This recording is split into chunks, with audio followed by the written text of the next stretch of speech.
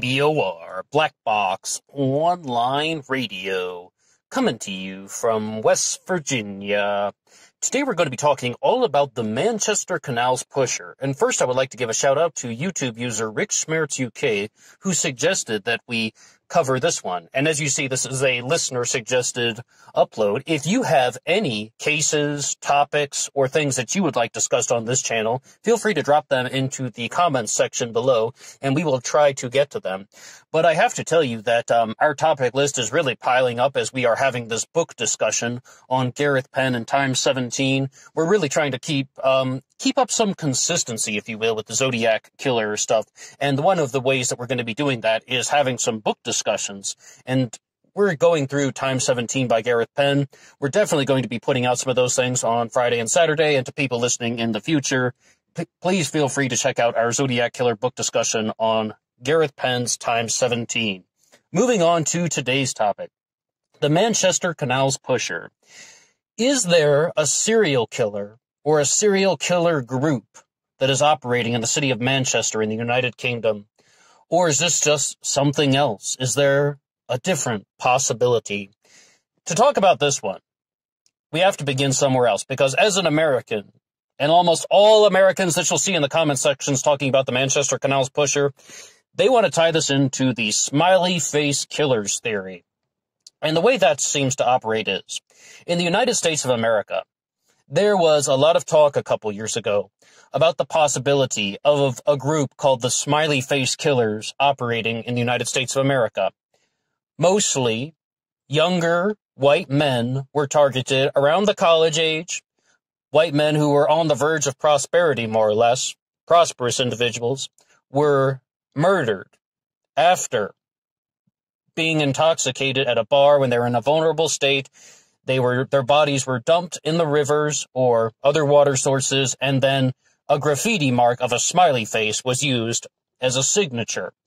It's been explored many times. If you're listening to this upload, you probably have some familiarity with the Smiley Face Killers and the Manchester Canals pusher if you've made it to this corner of YouTube. But the thing that I would say about that is, with the Smiley Face Killers theory, that was something that was treated like a serial killer gang, but not really. That's the word that was used in the documentaries and in the YouTube videos that you would watch about it. But in reality, it was more of a serial killer movement. And bear in mind, all theoretical. It was more of a movement that they were trying to inspire people across the entirety of the United States of America to take this up. And you can see incidents in various states across America where younger men, mostly white males, who are somewhat prosperous in life, were found dead in water sources, and then the graffiti of a smiley face was found nearby. So there was the possibility that a group of individuals were committing these crimes and leaving a signature. There was the possibility that this was something that was meant to inspire other people to commit these types of crimes and leave the signature, movement versus a gang. And then there is the possibility of something completely different, that very simply, these incidents just happened because when people are disoriented around a water source, the risk of drowning is so much higher. We're talking about exponentially higher. And then that would lead to all sorts of fatalities. And we're going to look at a few examples of that. Moving on from the United States to the United Kingdom. In Manchester, I'd say that this one is quite different, because it's not so much about a movement has been inspired across the entire country. As far as I can gather, there might be other incidents in the United Kingdom, but I really find that most people really zone in on the Manchester Canals for this particular one. And just prior to this recording, I was looking at some of the statistics about this, and Vice put some stuff out in 2018. At the time of this recording, it's about 2 years after that. But they're saying that there were 85 deaths in the Manchester Canals of people since 2008 to 2018. 85 people were removed from the canals that were found dead. 72 of them were males, and then 13 were female. So what do we have to say about that? Is there somebody out there doing the exact same thing, targeting younger males? And with the Manchester Canals theory, it also could be that the serial killer or group of serial killers could potentially be stalking gay people from the gay community, which they apparently have several bars that target that particular demographic near the Manchester Canals. What's going on? Is this a serial killer gang? Well, I was watching the channel Curiosity, and they did an expose on this. And one of the people that they were interviewing, and they really wanted to show about the how many people in Manchester actually believe that there's a serial killer afoot. And one of the people they were interviewing simply said, there are too many deaths for this to be a coincidence. And there are too many deaths for this just to be drunk people. And you get, maybe if you can tell by the way I'm talking, I'm somewhat skeptical of things, but I would say that he is 100% correct. When you talk about that over that 10-year period, 85 people removed from the Manchester Canals, there is something else going on. And I would say that with the Manchester Canals pusher, and like when we're calling it the pusher, I mean, that's exactly what it sounds like, that people are leaving the bars in an intoxicated state. And when they're in this vulnerable position, someone is waiting for the opportune moment, pushing them in the canals, and they're so drunk that they just drown. I would say that that guy was right, though, who made that comment. But I don't know if him and I would agree on everything about the mechanics of how this would function.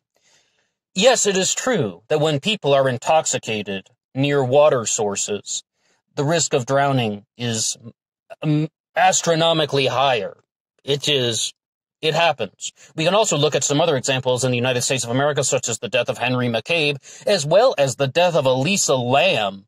Even that is something that has really, well, that particular case was where Elisa Lam was found dead in a water tank. That is even a water source. And she was very disoriented because of issues to do with her bipolar disorder, more or less. But with the Canals pusher, I believe that everything is going on. Are these people who are drunk that are coming out of the bars? Yes. Are some people committing suicide in the Manchester Canals? Perhaps yes. Are people genuinely being pushed into the canal and they're too intoxicated to do anything about it, to gain their control, and they pass away from water intoxication and drowning?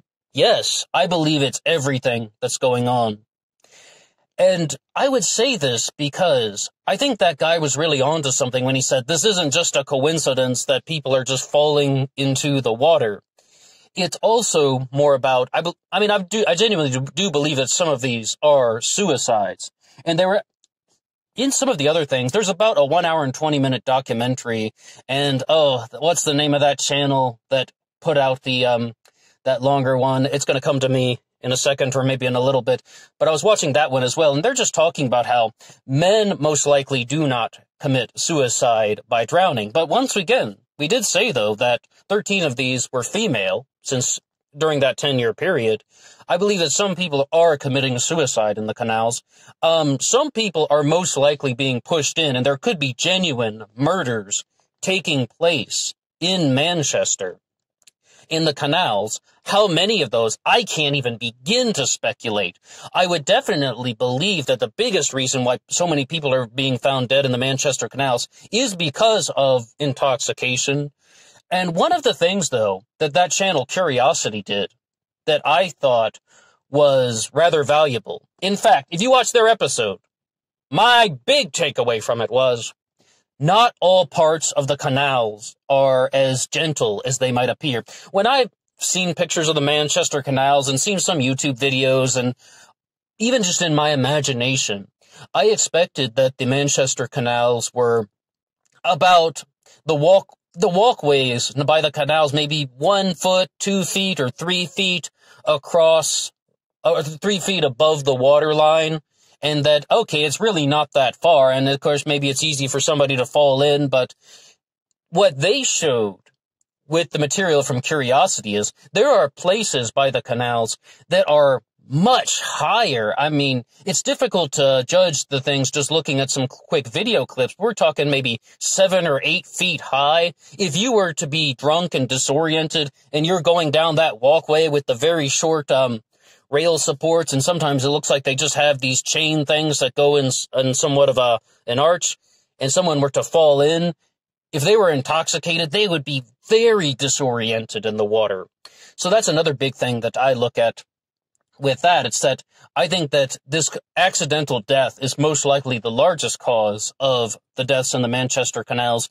But because of the intensity of this, it really is most likely that other things are happening, such as the things we've laid out before, that there are probably some suicides and some murders, and there's just a lot of criminal activity going around in that.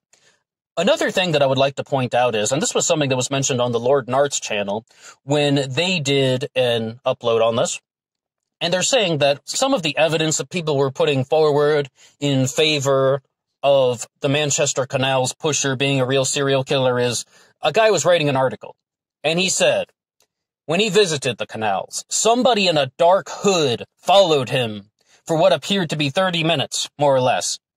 And it's like, you're walking down a city street or something and some guy has a hood on. What really does that mean? They're like, and I remember John Lorden just saying, why would they include that? I believe that a lot of people who are promoting this theory are trying to blow some things out of proportion, and you could see this in Curiosity. Like, they're crossing one of the bridges over the canals, and they're like, oh, look, there's a man. Could this be the serial killer? Some people are really trying to overly exaggerate this because, well, what are they going to be looking for if they're filming walking down the street, more or less, walking down a walkway by the canal, walking across a bridge? They're trying to make this seem more dramatic than it is. However, though, it's because of some of that videography that Curiosity had crossing the bridges, though, that I really could see that, wow, these things are actually really high above the waterline. I mean, if you were to fall 7 feet when you're sober, you probably would be, like, knocked out of it for a little bit. I mean, yes, landing in the water, it would take you a second to gain your composure if you accidentally fell.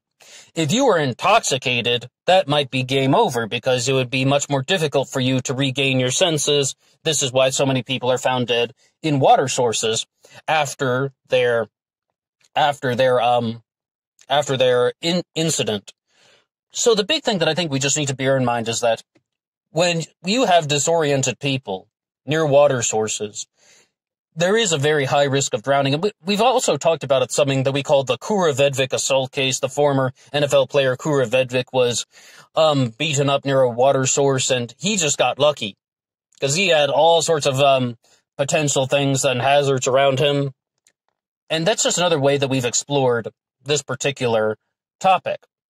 And I'll include a link to that one here that people can check out, just to see some of the comments that we were making about that. But when you look at something like the Smiley Face Killers theory and the Manchester Canals pusher theory, a lot of the evidence that they are putting forward for this is in speculation. And a lot of the things that people are putting into the documentaries and into other YouTube videos relies on the testimony of people who live in the city of Manchester. Well, what do you think? And most of the things that people are saying is just that, well, they either don't know what's going on or they think that, yes, indeed, there is a serial killer or there is a group of people who are simply doing something like that. To the credit of people who do believe in the Manchester Canals pusher, that there is a person or a group of individuals that is committing a series of murders. A point that I would have to agree with is that if somebody were to push somebody into a canal, there would be almost zero evidence of that. I mean, like, I don't even know how you would get something like touch DNA or something if someone's been in the water that long, or how you would prove that it came from a particular person. I mean, if there is something going on, and this can go both ways. I mean, you could interpret that in a variety of different directions, that, okay, this is something that is happening, and there's just no evidence left behind. Or you could say that, well, we don't have enough evidence to make that determination. It can go both ways, but if there is indeed a series of murders taking place, and I said very clearly that there could be real murders, the evidence would be destroyed almost instantly. So that is something that is really to bear in mind, just about how dangerous it could be being intoxicated near a water source. If for some reason someone did push you in, then it would there's a high chance they would get away with it if they didn't have any sort of thing going on. Somebody did bring up an interesting comment, and I was reading this in the comment section below. They were saying that if the Manchester police want to find out for certain, what they need to do is line up the surveillance cameras, CCTV footage, up and down the canals, as many as you can, hundreds or thousands. I mean, governments don't really want to pay for stuff like that, but that would be one way to know definitively what's going on. And, I mean, also documentarians can weigh in as well. There was that one documentary, and I haven't seen it, and I can't even recall the title, but they just filmed all the suicides from the Golden Gate Bridge over the course of a year. Documentarians could also get in on this. And I'm sure there's going to be more of a discussion about this one here. The big thing that people wanted to say was that with the smiley face killers theory, that the people that were promoting this with the most famous documentary out there really did themselves a disservice. They were blending in some fictionalized things. It was like their documentary was half nonfiction, half fiction, and it did a little bit of a disservice to whatever cause they were trying to make, because they're like, well, you're providing a film with stuff that isn't completely true, and people began to become a lot more skeptical of the documentary and just the whole smiley face killers theory in general. And I have to tell you, that one in America is hard to accept, because with a smiley face, that's just simply one of the most common forms of graffiti, and it's one of the most common images that people are going to make. Think about emojis or something like that. And with the Manchester Canals theory, it is much more plausible, because you're dealing with one city and pretty much one area. There's the canal areas of Manchester. So I really began, when I was watching the Smiley Face Killers documentary years ago, I was just amazed about how many different news sources were talking about this. But what I feel that they aren't talking about enough is that when someone is around a water source and they are disoriented, the risk of drowning is higher. And it doesn't have to be intoxication. It can also be dealing with things like mental illness, as we said. It can also be just someone who is uncertain of where they are. Like, you ever heard this thing, though? If your car breaks down and you leave the vehicle to try and walk to get help in an unknown area, the risk of dying is so much higher. When people are not familiar with the layout in which they are moving about, the risk of dying is higher. Now, I don't want to sound like I'm just shooting this theory dead, because, like I said, I don't want to sound like I'm just only naysaying, because I'm not. I really believe that there are just countless possibilities that are causing the high amounts of deaths in the Manchester canals. And that guy who made the comment, like, he's onto something. I mean, he has something to contribute. It's too much to be just simply a coincidence or drunk people. I mean, I would say so. I would say that there probably are suicides and murders. And when you say drunk people, though, I think that that's a little bit downplaying the situation. Because if people aren't aware of, everything that's going on around them, once again, the risk of dying is much higher. Well, I would be very curious what anybody has to say about this. If you have any comments that you'd like to drop below, please do so. And also, feel free to check out our upload on the Kaare Vedvik Assault Case, or as well as our upcoming uploads on the Zodiac Killer and Gareth Penn times 17. I would love to hear what you guys have to say. If you have any comments that you'd like to drop below, please do so. And that's all for me now. If you like this upload, you can hit the like button, and if you haven't subscribed yet, you're welcome to do so. But until next time.